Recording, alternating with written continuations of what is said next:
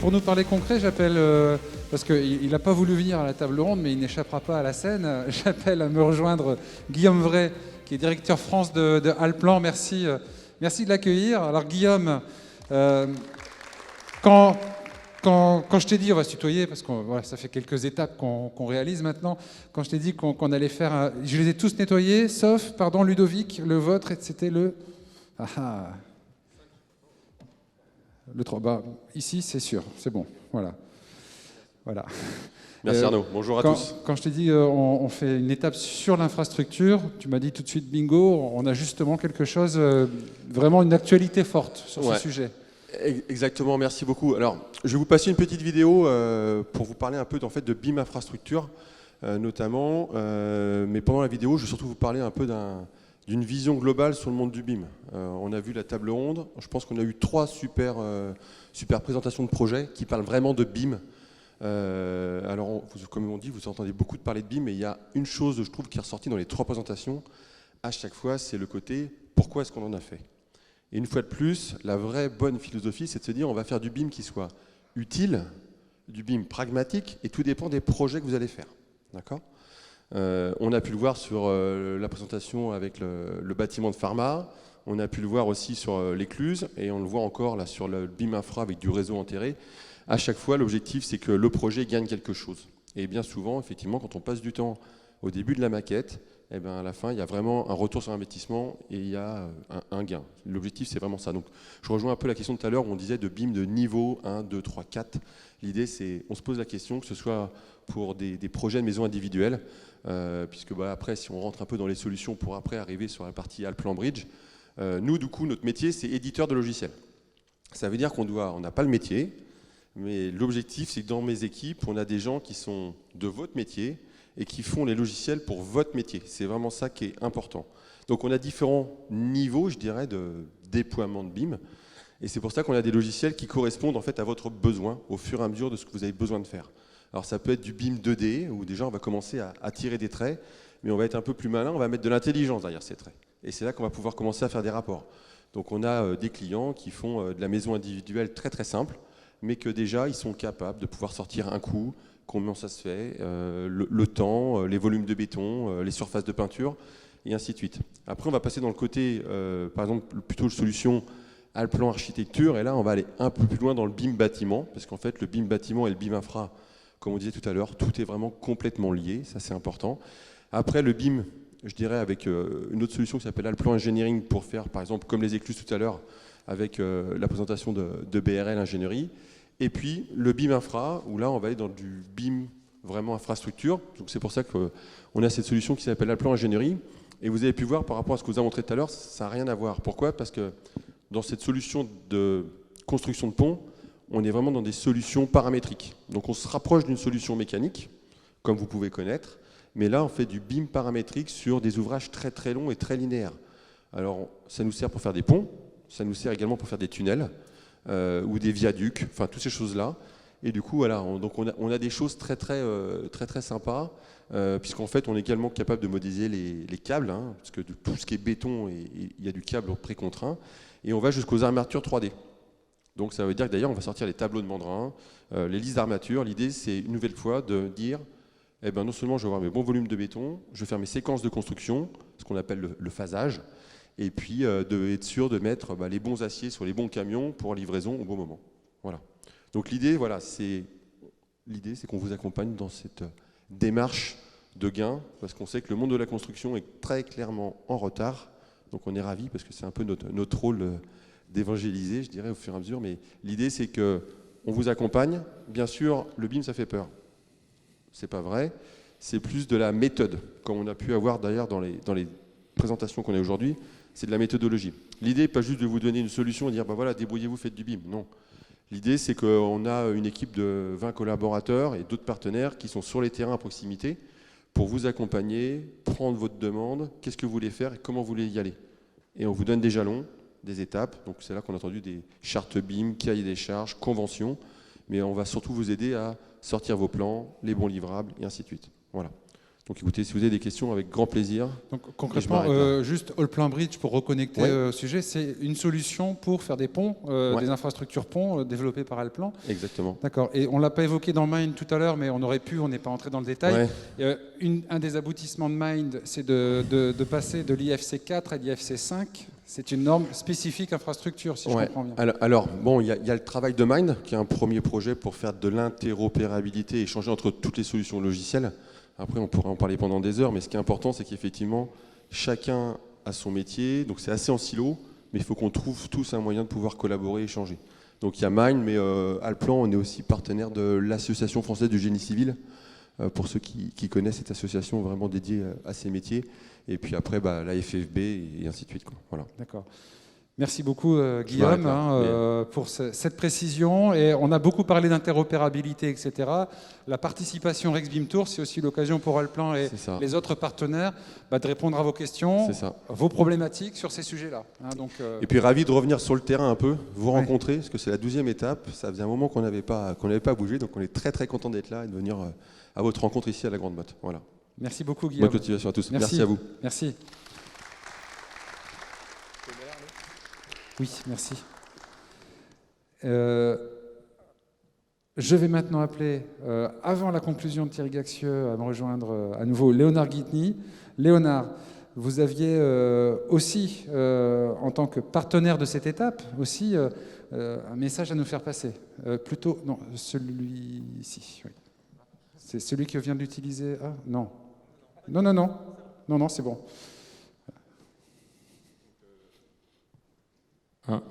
C'est bon. Donc encore moi, j'ai essayé de garder votre attention encore quelques minutes. Du coup, déjà je voulais vous présenter un petit peu la structure GeoMensurat, savoir si vous vous connaissiez notre structure. Je ne sais pas si dans la salle on peut lever la main, savoir ceux qui nous connaissent ou qui nous. Voilà, donc c'est plutôt rassurant. Donc je vais essayer de faire un petit rappel rapide et puis de vous parler aussi de nos engagements. Donc en fait, faut savoir que donc déjà GeoMensurat, c'est une société française et on fait partie du groupe Géodésial et avec Géomédia également, donc qui est éditeur de Covadis et d'autres solutions, notamment Rail. Et donc on est éditeur de solutions BIM pour l'infrastructure. Et donc ça, on a même le slogan un peu provocateur de dire que le BIM infrastructure, c'est nous. Mais donc l'idée, c'est vraiment de se positionner là-dessus et aussi d'être sur le BIM pour tous. Donc faut savoir que même si on est petit éditeur français, on est présent à l'international, surtout en francophone, et on développe aussi des solutions anglaises à l'international sur lesquelles on se développe avec une équipe dédiée. Donc à ce niveau-là, donc comme je vous le disais, nos thématiques principales, c'est la géométrique, l'infrastructure et l'aménagement urbain. Donc on n'est pas sur l'infrastructure comme dit nos Allplan à côté sur les ponts, ouvrages d'art ou génie civil. On est vraiment sur le réseau, l'aménagement urbain, voilà, tout ce qui va être giratoire, aménagement de ZAC, aussi projet routier, projet rail. Et également en accompagnement donc plutôt nos cousins de Géomédia sur la géomatique et l'expertise chez les géomètres. Donc ça c'est pour vous faire un petit rappel. Et puis à ce niveau-là, au niveau des clients, en fait on est quand même sur des bureaux d'études, sur des entreprises de BTP, sur des collectivités, donc on touche un petit peu tous les secteurs de l'infrastructure réseau et urbaine. Donc ça c'est important à savoir parce qu'en fait on a souvent l'image d'être positionné que chez le TP ou que dans un bureau d'études. Donc ça on tenait à le rappeler à l'occasion de ça parce que le BIM ça concerne tout le monde. Donc nous on concerne aussi beaucoup de clients. Je vais aussi vous rappeler, c'est un petit peu un résumé de la journée. Il y a un acteur dont on n'a pas beaucoup parlé, mais on a parlé d'OpenBIM, on a parlé du Mind où on participe activement, notamment au niveau des définitions de l'infrastructure. On est chez Building Smart France et Suisse également, donc, qui est un acteur majeur international. On a du BIM aussi, du BIM et du SCOL, où en fait on est assez présent. Donc c'est dommage que nos amis de Polytech ne soient plus là. Et puis je vais faire un rappel sur le BIM d'or, puisqu'en fait, au niveau des engagements, alors nous on n'est pas actif au niveau du BIM d'or, au niveau du moniteur, mais il y a une chose que moi j'ai remarqué lundi au niveau des résultats, c'est qu'en fait il y avait on commençait à être cité en fait sur des projets. Avant, les BIM d'or, c'était beaucoup. Bon, bah, il y a le bâtiment, puis il y a le projet d'infrastructure. Aujourd'hui, on est cité. Enfin, les solutions infrastructures sont citées pour les résultats. C'est-à-dire qu'il y a un aménagement qu'on a pu le voir cet après-midi. Qui était nominé pour Biotech, et souvent il y a les logiciels d'infrastructure qui sont associés. Et donc ça, c'est plutôt positif pour nous. Puis ça veut dire que c'est un petit peu plus concret aussi aujourd'hui. J'espère que l'année prochaine, il y en aura encore plus. Est-ce que ça veut aussi dire que ça va impliquer de plus en plus et être accessible de plus en plus à de plus en plus de professions du coup? Je trouve qu'à minima, si au cas où dans une maquette bâtiment on est cité pour les aménagements extérieurs et qu'il y a eu la modélisation et peut-être une convention spécifique dessus et peut-être plus, c'est un bon signe. Et même un bureau d'études d'une taille modeste, comme c'est le cas de la majorité, demain peut envisager de développer son activité en AMO, dans le BIM ou je dirais que nous, pour moi, ça doit pas être au niveau de l'utilisation d'un logiciel, ça doit pas être un changement radical. C'est-à-dire que aujourd'hui, nous, notre logiciel, il existe depuis 35 ans. C'est à nous de nous adapter vis-à-vis des demandes. Donc c'est aussi nos rôles d'aller chercher l'information auprès des clients, ce qu'ils ont besoin, les contraintes qu'ils rencontrent. Et ça c'est important en fait. Et c'est pour ça qu'on participe aussi à des projets de développement, à des groupes pour changer le moins possible les habitudes, tout en progressant sur de la modélisation et sur du portage d'informations. Et ça pour nous c'est essentiel à ce niveau-là, que c'est d'avoir les outils. Les outils pour vous, c'est pour ça que je me suis permis de faire une petite frise comme ça. C'est un petit constat qu'on fait, c'est en fait entre les novices et les experts qu'on rencontre, on dit ces quatre discours, ça sert à rien ou c'est quoi, donc un peu les bébés BIM. Les faciles, j'en fais déjà, c'est ceux qui, je pense, qui pensent en faire un petit peu et qui en fait ne se rendent pas compte de ce qu'il y a à faire encore. Puis d'autres, c'est je vais avoir du travail en plus. Oui, peut-être du travail plus intéressant. C'est-à-dire, pour moi aussi, le processus, c'est dire faire du BIM, c'est faire mieux ou faire plus intéressant aussi. C'est peut-être que le travail rébarbatif, il n'a pas à être répété. Et puis il y a le discours proactif aussi, où on peut faire mieux. Et en fait, moi, dans mon travail aujourd'hui, c'est d'accompagner tous ces gens-là, enfin pas que moi, aussi mes collègues. C'est plus moi qui suis dédié à ça chez Géomensurat. Et donc, pour essayer de vous apporter des solutions. Donc, après, c'est un peu de pédagogie, de démocratisation lors des formations. On a beaucoup d'équipes de formateurs, d'ouverture sur des nouveaux outils. C'est-à-dire que nous aussi, sur des nouveaux outils ou les outils qui sont disponibles, c'est-à-dire qu'il y a nos produits, mais on a parlé d'interopérabilité et il n'y a pas que nos produits. On a besoin de communiquer avec les autres. Si j'ai un pont, je dois faire ma route qui me raccorde au pont. Si j'ai un bâtiment, je dois faire le terrassement, etc. Donc il n'y a pas que nos outils. Dans notre outil, on ne pourra pas tout faire. Et ce qui est important aussi, c'est d'avoir l'outil adapté. C'est-à-dire que pour moi, un logiciel unique ne répond pas à toutes les problématiques métiers. Et voilà, moi je ne me verrais pas avec un logiciel qui fait du bâtiment faire tous les réseaux, et un logiciel qui fait des ponts essayer de faire la route à côté ou du réseau gravitaire. Après c'est un point de vue, mais nous on défend ça. Et puis on fait aussi du décryptage, de la vulgarisation, de l'accompagnement. Voilà, tout ce qui est la convention BIM. Des fois on dit ça a l'air compliqué, il y a des codes partout, il y a des tableaux. Et nous on essaie de dire en fait ce tableau-là il correspond à telle ou telle chose, donc essayer de vulgariser un petit peu ça. Et puis au final c'est aussi du recueil de données, c'est un peu vous aussi, c'est aller taper aux portes et des développements, des améliorations de workflow comme on a entendu, c'est-à-dire aujourd'hui vous butez là-dessus et pour nous ça ne doit pas être un frein, on est là pour dire concentrez-vous sur votre métier. Et puis, on va essayer de faire le reste. Alors, il y aura toujours des contraintes. Le monde n'est pas tout rose, mais au plus on essaiera de faciliter les modélisations en lien avec votre métier, au mieux on travaillera. Et, Et dans l'esprit aussi, on a un esprit d'innovation et on a une actualité, on sort une nouvelle version de notre produit aussi, donc c'est l'occasion de vous en parler. Et en fait, la nouveauté, c'est qu'en fait, on développe des connecteurs, donc à Solid Cloud, qui est une plateforme géotechnique, en fait, qui récupère des données géotechniques, où on va pouvoir récupérer des données, gérer de la modélisation, et on va réexporter ces données-là sur la plateforme cloud pour qu'elles soient capitalisées et exploitables au final. On va sortir une plateforme infrablock d'ici la fin de l'année également. Donc c'est une plateforme mobile qui va vous permettre d'emmener votre projet sur le terrain en réalité virtuelle et réalité augmentée. Alors pas en réalité augmentée pour la fin de l'année, mais au moins en réalité virtuelle, directement connectée à notre produit, à Monsura donc. Et il y a déjà aussi la connexion à ProjectWise de Bentley. Pour la gestion électronique de documents, donc qui est aussi pour faciliter la gestion de vos données. Et puis on compte aussi se développer encore plus pour se connecter, faciliter les échanges en fait à ce niveau-là. Et puis là en fait pour finir, c'est une petite vidéo de qui résume un petit peu ce que font nos produits.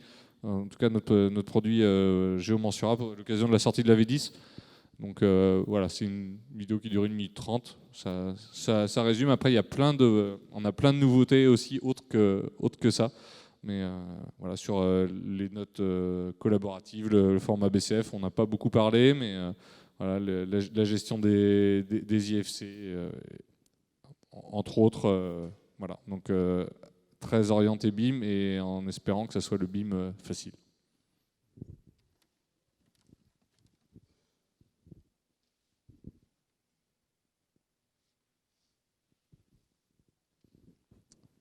Encore des Rex, hein. Moi je ne vois que des Rex dans tout ça. Donc là, normalement il y a une petite musique, mais autrement je vais commenter un petit peu. C'est voilà, les phasages de terrassement en lien avec le bâtiment.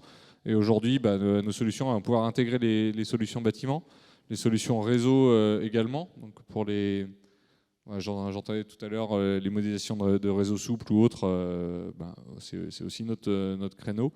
L'interface bâtiment, typiquement aussi de pouvoir gérer les interfaces, ne pas forcément attendre la compilation des maquettes, mais de pouvoir modifier la maquette qu'on a reçue, de s'y adapter par rapport à une note qu'on aura reçue, d'avoir la visualisation en 3D. Et puis sur nos différents thèmes d'activité également, on a aussi les grands projets, que ce soit routiers ou ferroviaire, avec les créations d'axes et l'adaptation du projet à l'ouvrage intégré. Donc, ce qui permet tout de suite d'avoir un rendu en fait, de la route et de l'ouvrage qui soit réalisé dans quelque logiciel que ce soit. Voilà, donc c'est un aperçu rapide de nos produits et des nouveautés. Après, on peut en discuter à la fin de la journée ou après on est disponible. J'ai des cartes de visite aussi et n'hésitez pas à nous contacter à ce niveau-là. Merci beaucoup Léonard Guitny. Donc GeoMonsura qui a souhaité être partenaire de cette étape spécifiquement parce qu'on parle infrastructure. Donc merci encore. Merci. Merci, bon courage. Merci. Alors Thierry, nous voulons arriver à la fin de ce Rexbim Tour. On va faire un petit bilan. Je nettoie, hein, tu vois.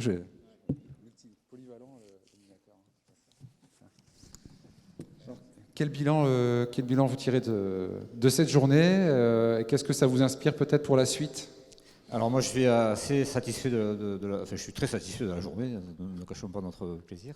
Je suis très satisfait de la journée, on a vu des belles réalisations, des beaux retours d'expérience. J'ai eu peur qu'on ait du mal à pouvoir en montrer des retours d'expérience en infra, puis finalement on voit que si le BIM en infra ça existe et ça fonctionne.